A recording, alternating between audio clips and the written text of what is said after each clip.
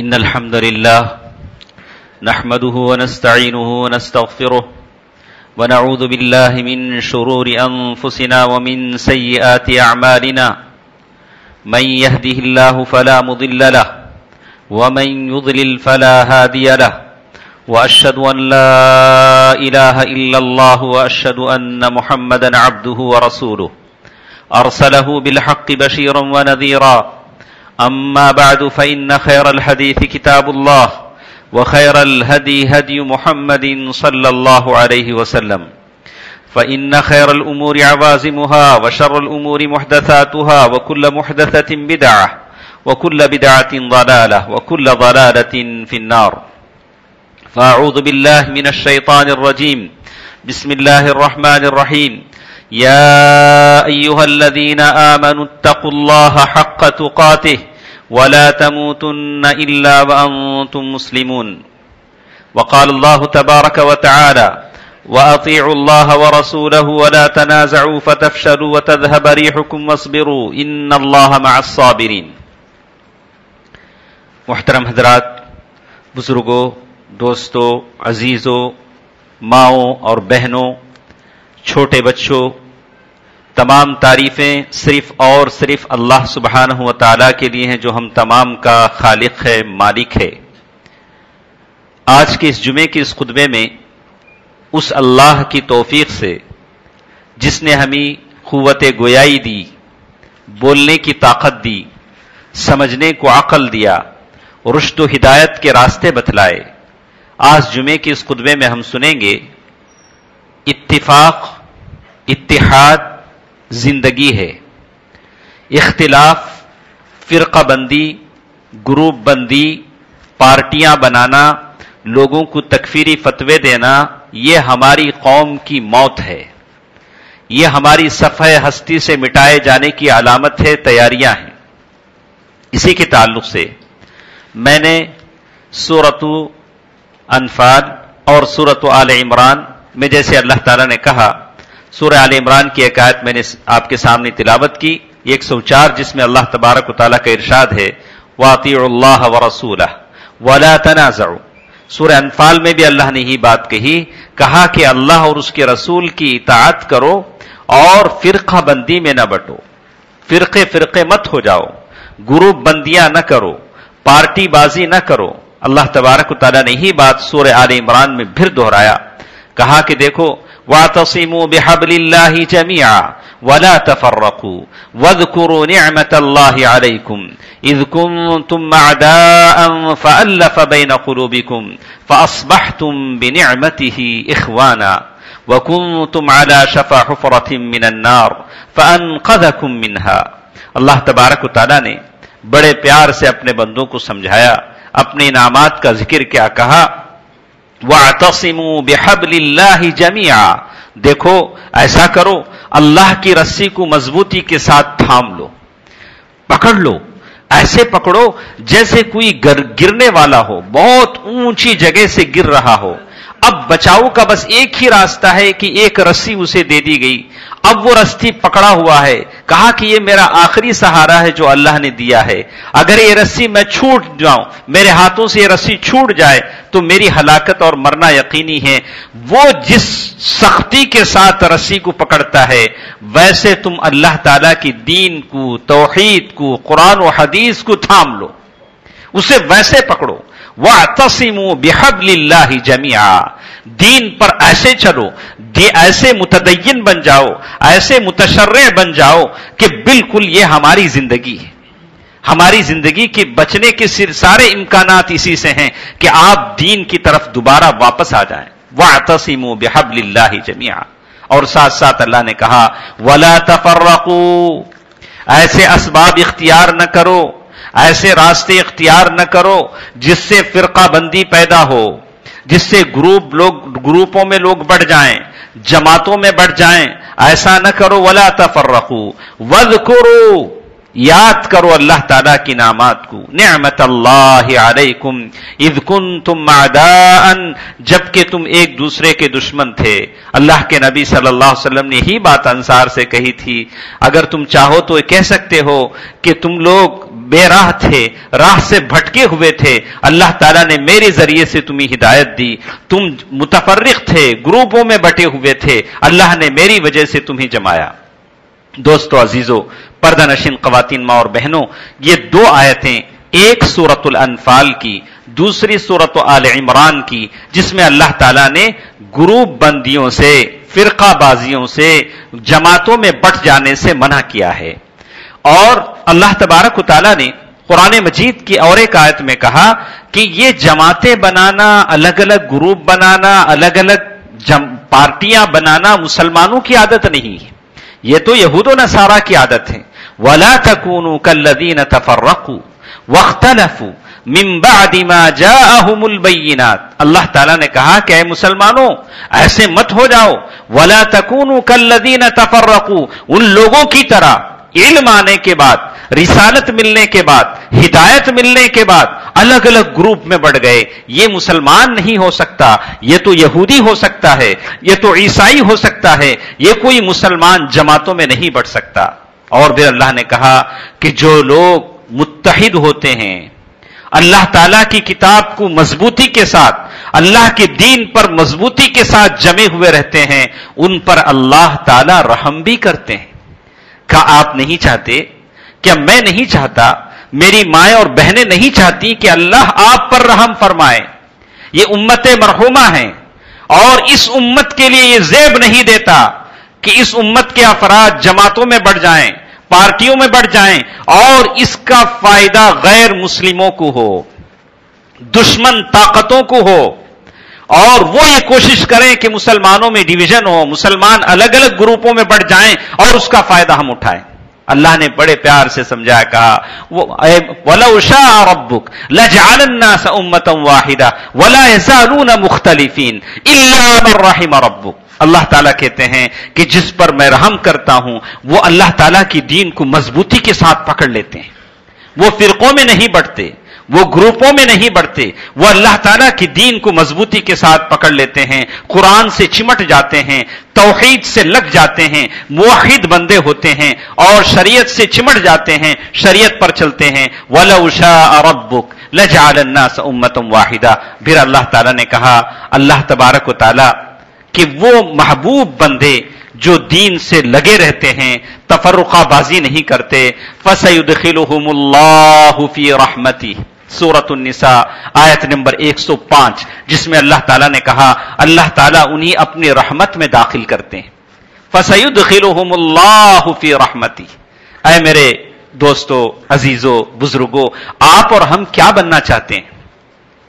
ہم اس بات کا تہیہ کریں کہ زندگی جب تک ہمارے جسم میں باقی ہے قرآن و حدیث سے ہم چمٹے رہیں گے، اور یہ کسی کے خلاف ہم ایسا کوئی فتویٰ نہیں دیں گے جو کفر کا فتویٰ ہو، جو کفر کا فتویٰ ہو، جبکہ وہ اس کے اندر ایمان کی عادتیں پائی جاتی ہوں. ایسے نہ تو کفر کا فتویٰ دیں گے، نہ کسی کو اسلام سے دور کہیں گے جب تک کہ وہ خالص اسلام پر عمل کرتا ہو.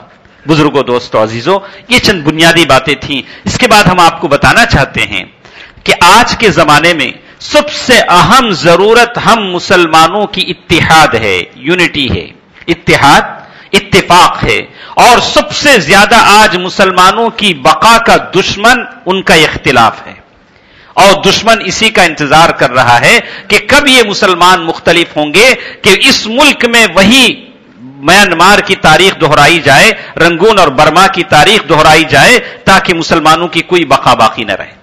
تو دوستو عزیزو، کہنے کی بات یہ ہے کہ اللہ تعالیٰ نے ہمیں الاعتصام بکتاب اللہ، ایک دم اللہ کے دین سے لگے رہنے اور قرآن سے جڑے رہنے، اللہ کی رسی کو مضبوطی کے ساتھ تھام لینے کی دعوت دی ہے. ہم آپ کو بتائیں، مسلمانوں نے جب کبھی اللہ کے رسول صلی اللہ علیہ وسلم کی دین پر عمل کیا اور اللہ کے رسول صلی اللہ علیہ وسلم کے فرمودات پر عمل کیا، اللہ تعالیٰ نے انہیں فتح مندی بخشی. آپ نے جنگ بدر کا مرحلہ دیکھا، جنگ بدر جس میں 313 یا 314 صحابہ تھے، اور پھر ایسی قسم پرسی کی حالت تھی، کسی کے پاس تیر تھا تو کسی کے پاس ترکش نہیں تھا، کسی کے پاس تلوار تھا، کسی کے پاس کوئی گھوڑا نہیں تھا، لیکن اللہ تعالیٰ نے ایمان بھرا دل دیا تھا، اللہ کے رسول صلی اللہ علیہ وسلم کی تابعداری دی تھی، اطاعت رسول دیا تھا، اور مشرکوں سے وہ جم کر انہوں نے جنگ لڑی، اللہ تبارک و تعالیٰ نے فتح مندی عطا فرمائی، مکے سے دور بدر کے میدان میں نکل کر وہ جنگ لڑی گئی، اللہ تعالیٰ نے آسمان سے فرشتے نازل کیے، اتفاق و اتحاد کی یہ برکت تھی۔ لیکن یہ بھی ہم نے دیکھا کہ احد کی جنگ، اس کے کہا کہ احد کی جنگ میں جہاں 700 صحابہ ہیں اور 3000 مشرک ہیں، اور پہلے سے زیادہ وسائل مسلمانوں کے پاس ہیں، اور بالکل مدینے کے بغل میں احد کے میدان میں جنگ ہوئی، اور اس جنگ میں فتح کے بعد ایسی فتح کہ مسلمان خوش ہو گئے۔ عبداللہ بن زبیر کہتے ہیں کہ میرے ابا زبیر نے کہا، برا بن عازب رضی اللہ تعالیٰ عنہ نے کہا کہ اللہ تعالیٰ نے احد کے جنگ میں مسلمانوں کو وہ فتح مندی عطا فرمائی کہ کفار قریش کی عورتیں جنگ میں پہاڑوں پر دوڑنے لگیں۔ کہا کہ کیسے دوڑنے لگی؟ کپڑے اٹھا کر دوڑنے لگی تو ان کی پازیب نظر آئی، پٹھیاں نظر آئی۔ دوستو عزیزو، الرحیق المختوم میں جب اس عبارت کو آپ پڑھیں گے تو تعجب لگتا ہے کہ مشرکین مکہ شرک کی حالت میں عورتوں کی جنگ کے میدان میں دوڑنے کی کیفیت بیان کرتے ہوئے کہا کہ ان کی پاؤں کی پٹی نظر آئی، قتل سے بچنے کے لیے دوڑ رہی ہے۔ اگر آج کے زمانے کی عورتوں کو اگر دیکھ لیتے تو وہ صحابہ کیا کہتے؟ پاؤں کی پٹی نظر آنے پر ان کو اتنا تعجب ہوا، لیکن آج کی اگر بے پردہ عورتوں کو اگر وہ صحابہ دیکھ لیتے تو کیا ان کا حال ہوتا؟ کہتے ہیں ایسی فتح مندی مسلمانوں کو عطا ہوئی، لیکن جیسے ہی ایک معمولی اختلاف، ایک انتہائی سنگین غلطی اللہ کے رسول صلی اللہ علیہ وسلم کی، وہ تو معمولی نہیں تھی، حقیقت میں اللہ کے رسول صلی اللہ علیہ وسلم کی خلاف ورزی تھی۔ اللہ کے رسول صلی اللہ علیہ وسلم نے ایک پہاڑی پر چند صحابہ کو کھڑا کیا، عبداللہ بن جبیر رضی اللہ تعالیٰ عنہ کو امیر بنایا، بولا کہ دیکھو آپ لوگ یہی رہو، مجھے خدشہ ہے کہ کہیں پیچھے سے دشمن حملہ نہ کریں، اور تم یہی رہو، اگر ہم جیت جائیں تبھی اپنی جگہ نہ چھوڑنا، اگر ہار جائیں تب بھی اپنی جگہ نہ چھوڑنا۔ لیکن یہ 40 صحابہ جو صحابہ عبداللہ بن جبیر رضی اللہ تعالیٰ عنہ کے ساتھ تھے، دیکھا کہ مسلمان جیت گئے ہیں، مسلمانوں کو اللہ تعالیٰ نے فتح مندی دے دی ہے اور مال غنیمت سمیٹ رہے ہیں، تو لوگوں نے کہا کہ دیکھو ہم بھی جائیں گے، مال غنیمت سمیٹیں گے۔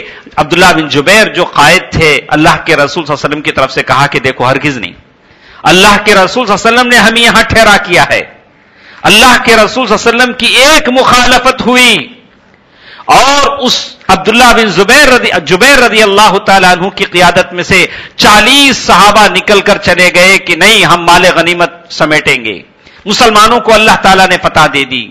اس موقع کو خالد بن ولید نے غنیمت جانا رضی اللہ عنہ، جو ابھی مسلمان نہیں ہوئے تھے، پیچھے سے آ کر انہوں نے مسلمانوں پر حملہ کر دیا۔ دوستو عزیزو، اللہ کے رسول صلی اللہ علیہ وسلم کی ایک مخالفت ہوئی، اللہ کے رسول صلی اللہ علیہ وسلم نے کھڑے ہونے کو کہا، صحابہ کرام نے ایک مخالفت کی اور اس کا اتنا ایسا انجام ہوا، اللہ کے رسول صلی اللہ علیہ وسلم شہید ہوتے ہوتے بچے۔ اللہ کے رسول صلی اللہ علیہ وسلم کو عتبہ جیسے کہتے ہیں کہ ایک وہ تھا جو اللہ کے رسول صلی اللہ علیہ وسلم کو پتھر لے کر جس نے مارا، اللہ کے رسول صلی اللہ علیہ وسلم اس سے زخمی ہوئے۔ عتبہ بن ابی وقاص جس نے اللہ کے رسول صلی اللہ علیہ وسلم کو پتھر لے کر پیشانی پر مارا، جس سے پیشانی زخمی ہو گئی اللہ کے رسول صلی اللہ علیہ وسلم کی مخالفت کی وجہ سے۔ اور عبداللہ بن شہاب جس نے اللہ کے رسول صلی اللہ علیہ وسلم کی دانت زخمی کیے، عبداللہ بن قمعہ جس نے اللہ کے رسول صلی اللہ علیہ وسلم کے کاندھے پر تلوار لے کر مارا، جس کا درد اللہ کے رسول صلی اللہ علیہ وسلم کو 1 مہینے تک محسوس ہوتا رہا۔ دوستو عزیزو، اللہ کے رسول صلی اللہ علیہ وسلم نے یہ تکلیفیں اٹھائیں صرف چند صحابہ کی اللہ کے رسول صلی اللہ علیہ وسلم کی بات کو نہ ماننے کی وجہ سے۔ ہم مسلمان کتنی باتیں ہیں جو ہم اللہ اور اس کے رسول کی نافرمانی کرتے ہیں، اور اس کے پاداش میں، اس کے نتیجے میں اللہ تبارک و تعالیٰ نے یہ ظلم، یہ عذاب ہم پر نازل کیا ہے کہ آج مسلمان جن کی کوئی وقات نہیں ہے، کسی بھی طریقے سے کوئی وقات مسلمانوں کی نہیں ہے، کوئی عزت نہیں ہے، ان کا کوئی معیار نہیں ہے، صرف اس وجہ سے نہیں ہے کہ وہ اللہ اور اس کے رسول سے بہت دور ہیں۔ ان کو اس بات کا احساس کرنا چاہیے اور پھر ایک بار اللہ اور اس کے رسول کی طرف آنا چاہیے۔ تو معلوم یہ ہوا کہ اتفاق کیسے پیدا ہو۔ اب اگر کوئی سوال کرتا ہے کہ مسلمان اتنے بکھرے ہوئے ہیں، اتنی جماعتیں ہیں، ہر جماعت کے پاس ایک مسجد ہے، ہر جماعت کا اپنا ایک خیال ہے، ہر جماعت کی ایک فکر ہے، ایک کیسے ہو کہ سارے مسلمان ایک جگہ جمع ہو جائیں؟ کہا کہ سارے مسلمان اگر جمع ہو سکتے ہیں تو کسی کی فقہ پر نہیں، کسی کی تقلید پر نہیں، اگر جمع ہو سکتے ہیں تو صرف قرآن اور حدیث پر جمع ہو سکتے ہیں، توحید پر جمع ہو سکتے ہیں، اللہ کے نبی صلی اللہ علیہ وسلم کی احادیث پر جمع ہو سکتے ہیں۔ آپ دیکھیں گے اللہ کے رسول صلی اللہ علیہ وسلم کی انتقال کے بعد سارے لوگ پریشان تھے، مہاجرین آئے، انہوں نے کہا کہ ہم میں سے خلیفہ بنے گا، انصار آئے، انہوں نے کہا کہ اللہ کے رسول صلی اللہ علیہ وسلم دنیا سے جا چکے ہیں، ہم میں سے لوگ خلیفہ بنیں گے۔ جب نعمان ابن بشیر بن نعمان رضی اللہ تعالیٰ عنہ ایک صحابی آ کر کہتے ہیں میں نے اللہ کے رسول صلی اللہ علیہ وسلم سے ایک حدیث سنی، کہا الائمۃ من قریش، جو بھی خلیفہ بنے گا اللہ کے رسول صلی اللہ علیہ وسلم کے بعد وہ قریش میں سے ہوگا۔ ایک حدیث سنائی گئی، سارے لوگ سہم گئے، بولا کہ ہاں اللہ کے رسول صلی اللہ علیہ وسلم کی بات ہے، انصار بھی مان گئے، مہاجرین بھی مان گئے۔ دوستو عزیزو، اتفاق مسلمانوں میں پیدا ہو سکتا ہے تو توحید کے ذریعے پیدا ہو سکتا ہے، اللہ اور اس کے رسول کی باتوں سے پیدا ہو سکتا ہے۔ تو ہم اس بات کی کوشش کریں کہ اس مٹتی قوم کو جو قریب المرگ دکھائی دے رہی ہے اس کے اندر ہم روح پھونکنا چاہتے ہیں، تو ہم ان باتوں کا لحاظ کریں کہ ہم انہیں قرآن و حدیث کی دعوت دیں، قرآن و حدیث کی طرف بلائیں۔ اللہ کے رسول صلی اللہ علیہ وسلم کی زندگی میں کتنی باتیں ایسی ملتی ہیں۔ اللہ کے رسول صلی اللہ علیہ وسلم کا انتقال ہوا، آپ نے دیکھا کہ حضرت عمر رضی اللہ تعالیٰ عنہ ٹہل رہے ہیں، کہہ رہے ہیں کہ جو کوئی کہے کہ محمد صلی اللہ علیہ وسلم کا انتقال ہو گیا، میں اسے تلوار لے کر اس کی جان نکال دوں گا، اس کی جان ختم کر دوں گا۔ اللہ کے رسول صلی اللہ علیہ وسلم کے خلیفہ ابوبکر صدیق رضی اللہ تعالیٰ عنہ کے لیے ممبر لگایا گیا، انہوں نے خطبہ دیا، خطبہ دیتے ہوئے کہا کہ دیکھو اللہ کے رسول صلی اللہ علیہ وسلم اگر قتل کر دیے جائیں یا دنیا سے چلے جائیں تو کیا تم پھر مرتد ہو جاؤ گے؟ وما محمد الا رسول قد خلت من قبله الرسل افئن مات او قتل انقلبتم على اعقابكم۔ انہوں نے آیت کی تلاوت کی۔ حضرت عمر رضی اللہ تعالیٰ عنہ کہتے ہیں کہ میں نے یہ آیت سنی تو مجھے ایسے لگا کہ جیسے زندگی میں پہلی بار میں یہ آیت سن رہا ہوں۔ تو ایک قرآن کی آیت نے حضرت عمر رضی اللہ تعالیٰ عنہ کو ٹھنڈا کر دیا، ایک حدیث نے انصار اور مہاجرین کا قضیہ ختم کر دیا۔ آج بھی اگر ہمارے اختلافات ختم ہو سکتے ہیں، ہماری جماعتیں ختم ہو سکتی ہیں، ہم دشمنوں کے خلاف نبرد آزما ہو سکتے ہیں، دشمن کو سبق سکھلا سکتے ہیں، تو صرف ایسے سکھلا سکتے ہیں کہ ہم قرآن و حدیث کی طرف آ جائیں۔ ایک بات سمجھنے کی ہے، اللہ تعالیٰ نے کہا وَاعْتَصِمُوا بِحَبْلِ اللَّهِ جَمِيعًا، اللہ تعالیٰ کی رسی کو مضبوطی کے ساتھ تھام لو، قرآن و حدیث سے چمٹ جاؤ، قرآن و حدیث کو پکڑ لو۔ قرآن و حدیث کو پکڑنے کا مطلب ہے کہ آپ کا ہاتھ خالی ہونا چاہیے، تبھی تو پکڑیں گے۔ پہلے سے آپ کے ہاتھ میں، آپ کے دل میں باپ دادا کی پیروی ہے، اپنے دوسرے لوگوں کی چیزیں ہیں، عقائد ہیں، افکار ہیں، اسے آپ اپنے دل میں بٹھائے ہوئے ہیں اور کہہ رہے ہیں کہ اللہ ہمیں طاقت دے، غلبہ دے، قوت دے، دشمن پر فتح یابی دے، کامرانی دے۔ کیسے دے؟ پہلے آپ اسے چھوڑیں۔ پہلے جن غلط عقائد پر آپ چمٹے ہوئے ہیں، جن غلط باتوں پر آپ چمٹے ہوئے ہیں، جو باپ دادا کی پیروی کر رہے ہیں، اسے آپ چھوڑیں، آئیں حدیث کی طرف، آئیں قرآن کی طرف۔ دیکھیے اللہ تعالیٰ کیسی کیسی برکتیں عطا کرتا ہے، کیسی کیسی نعمتیں دیتا ہے، دشمنوں کے دل میں آپ کے تعلق سے کیسے دبدبا، کیسے غلبہ اللہ تعالیٰ پیدا کرتا ہے۔ وہ صحابہ کرام تھے، 50 سال کے عرصے میں دنیا کے آدھے سے زیادہ حصے کو فتح کر لیا تھا، صرف قرآن و حدیث کی وجہ سے، قرآن و حدیث کی برکت کی وجہ سے۔ دوستو عزیزو، اسی لیے کہا گیا، بار بار کہا گیا کہ آدمی وہ اختلاف اگر پیدا ہوتا ہے تو مسلمانوں کو کہا گیا کہ دیکھو تمام مسلمان ایک جسم جیسے ہیں، کل جسد الواحد، ایک جسم جیسے ہیں، ایک جگہ رہو اور اللہ تبارک و تعالیٰ سے ہمیشہ قرآن و حدیث سے چمٹے رہو۔ اللہ کے رسول صلی اللہ علیہ وسلم نے ہمیشہ لوگوں کو اختلاف سے بچنے کی دعوت دی۔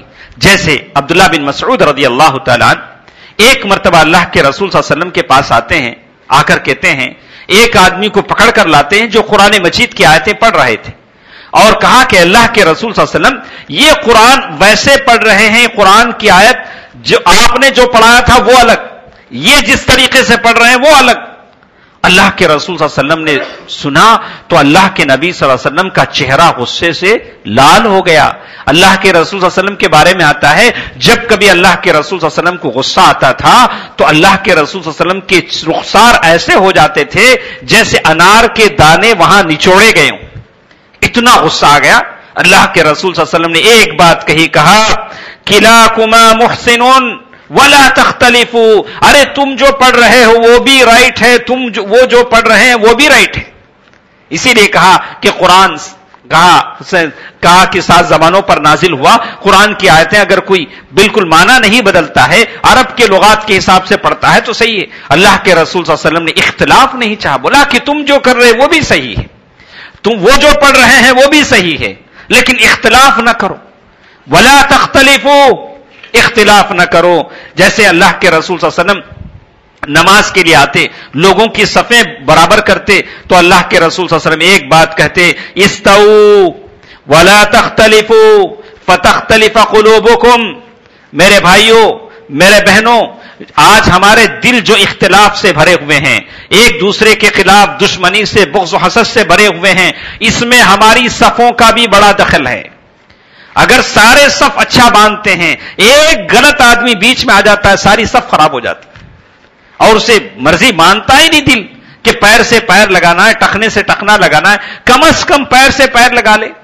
اللہ کے رسول صلی اللہ علیہ وسلم زندگی بھر کہتے رہے استو, یہ کوئی بیکار ہے؟ زندگی بھر اللہ کے نبی صلی اللہ علیہ وسلم نے کہا کہ سب برابر کرو, اور تم اپنی منمانی میں جیسے چاہے کھڑو. بازو والے کو انگلی لگانے کو راضی نہیں, کندھا لگانے کو راضی نہیں, ٹخنا لگانے کو راضی نہیں, پر نہیں. ارے یہ کون سی عقل کی بات ہے؟ اللہ کے نبی تو کہتے رہیں استو, اور اسی کا نتیجہ ہے کہ دل ایک دوسرے کے خلاف بغض و حسد سے بھرے ہوئے ہیں.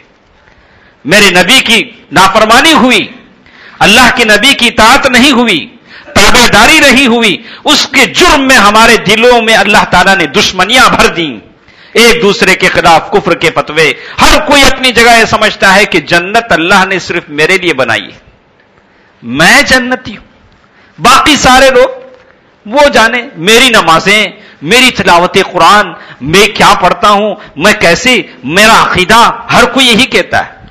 بلا کہ نہیں, استو ولا تختلفوا فتختلف قلوبکم, صفیں برابر کر لو. اگر تم کتنی خواتین ایسی ہیں, مرد تو مرد ہے, خواتین کیسی ہیں, ان کی صفیں کیسی ہوتی ہیں.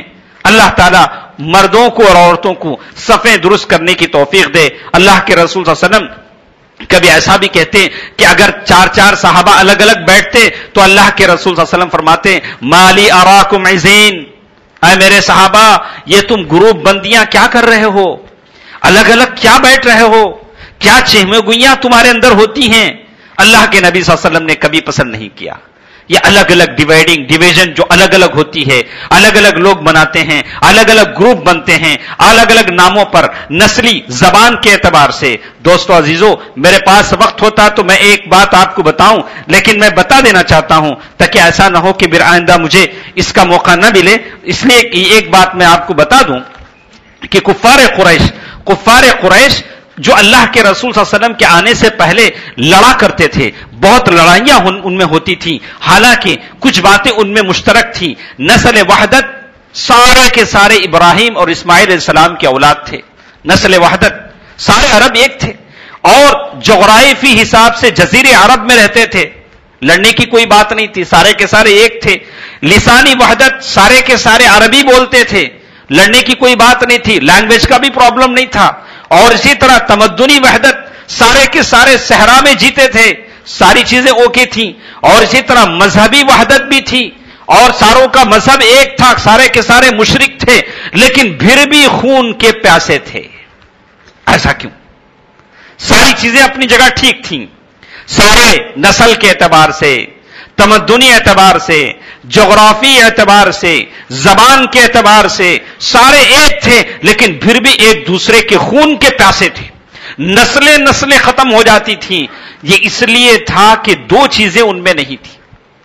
ایک چیز تعدد الہ ان میں موجود تھا، تعدد الہ شرک، کئی خدا تھے، اور دوسری چیز جو ان میں موجود تھی جذباتی کشمکش تھی، یعنی طبقاتی کشمکش ایک تھی۔ طبقاتی کشمکش ہے کہ ان کے اندر مختلف طبقات تھے، غلاموں کا طبقہ الگ، مالداروں آقاؤں کا طبقہ الگ، یعنی بیلنس نہیں تھی ان کی قوم میں، ان کی سماج میں مزدور اور کام کرنے والا الگ اور اونر، ان کے درمیان ایک غلام تصور کیا جاتا تھا۔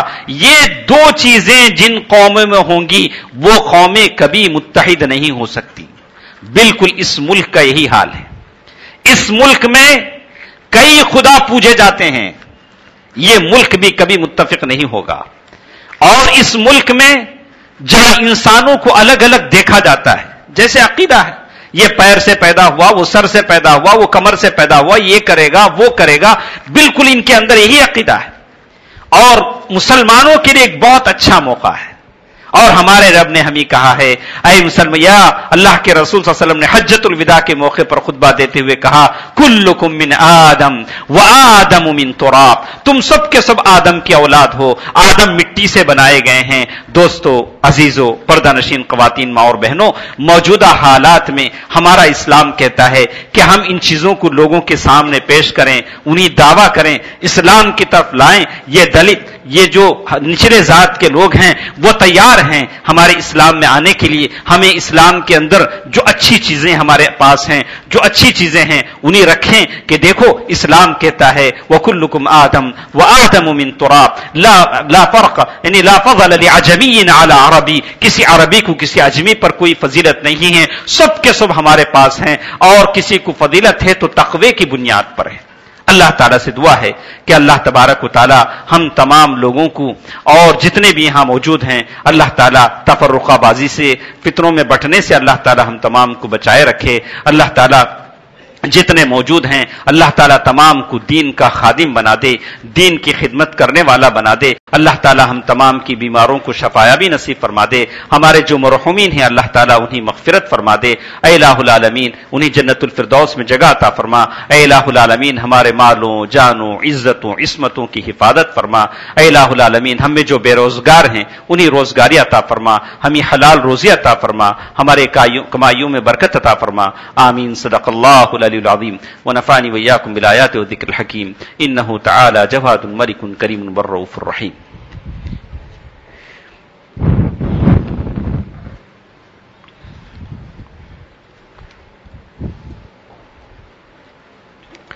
الحمد لله نحمده ونستعينه ونستغفره ونؤمن به ونتوكل عليه ونعوذ بالله من شرور أنفسنا ومن سيئات أعمالنا من يهده الله فلا مضل له ومن يضلل فلا هادي له وأشهد أن لا إله إلا الله وأشهد أن محمدا عبده ورسوله أرسله بالحق بشيرا ونذيرا أما بعد فإن خير الحديث كتاب الله وخير الهدي هدي محمد صلى الله عليه وسلم فإن خير الأمور عوازمها وشر الأمور محدثاتها وكل محدثة بدعة وكل بدعة ضلالة وكل ضلالة في النار فأعوذ بالله من الشيطان الرجيم بسم الله الرحمن الرحيم إن الله ملائكته يصلون على النبي يا أيها الذين آمنوا صلوا عليه وسلموا تسليما اللهم صل على محمد وعلى آل محمد كما صليت على إبراهيم وعلى آل إبراهيم إنك حميد مجيد اللهم بارك على محمد وعلى آل محمد كما باركت على إبراهيم وعلى آل إبراهيم إنك حميد